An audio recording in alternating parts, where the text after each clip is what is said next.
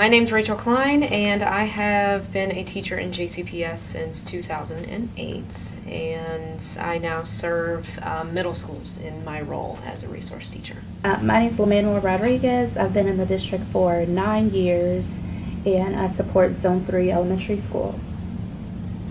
My name is Shashray McCormack. I have been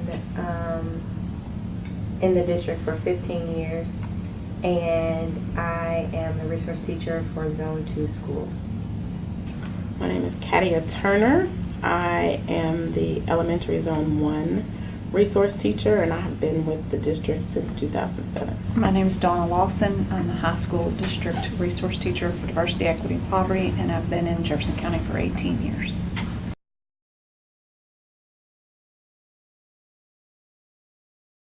Our work is to support the racial equity policy.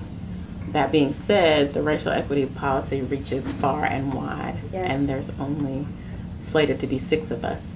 So that's why collaboration is so important for us, because to move this work forward, we need to see all of the other departments take it on to their specific role as well. So I would agree with Shashray. Like, one of the things that is a real high moment is when, someone else reaches out, like, can you help us go through this REAP? Like, Yes. that's a celebration for us to see other departments and schools and leadership and teachers being willing to take up the work when it's introduced to them.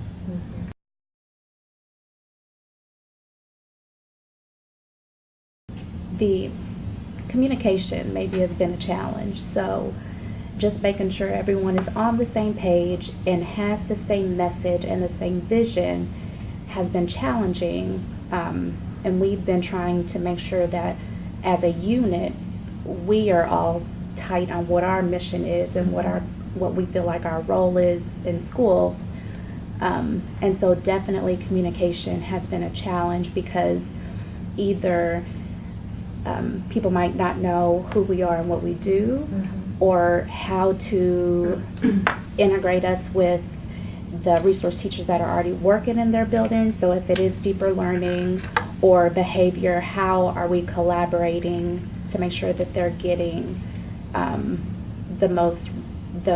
wraparound service? So communication, definitely. What else? I'd say awareness. Yes, a lack of awareness. Yeah, has been a problem.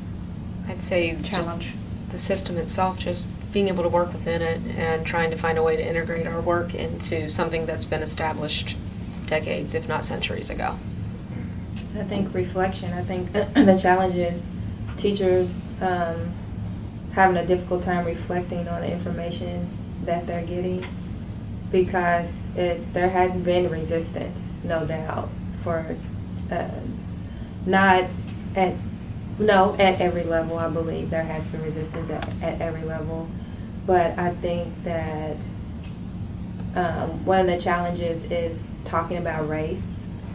Race is a very, very difficult conversation for a lot of teachers to have, and they'll run around and talk about diversity, talk about equity, but when you start talking about racial equity, it gets to be very silent.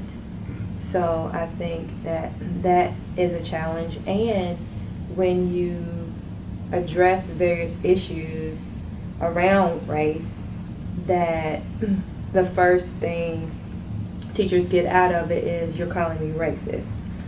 And I think that is a good time for everyone to be reflective and say, so what have I said, or what verbiage have I used where you got that I'm calling you racist?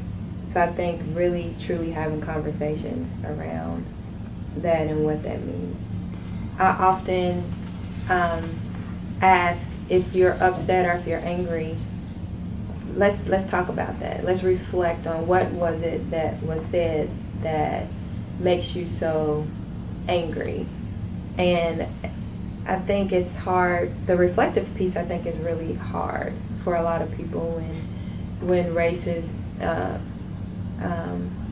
brought to the table, because no one wants to be called racist.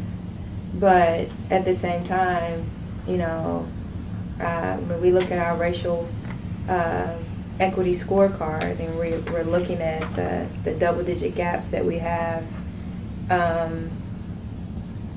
at our schools, then I need you to be reflective of that. So what is taking place? Like, why does this exist?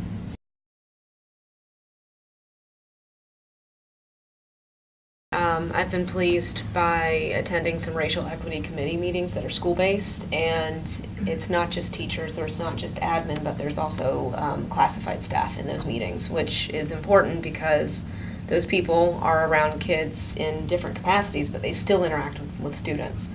And so their voices are critical at those meetings because they're in it too. So because now that racial equity, we've passed this policy that I think a lot of people still are not very familiar with.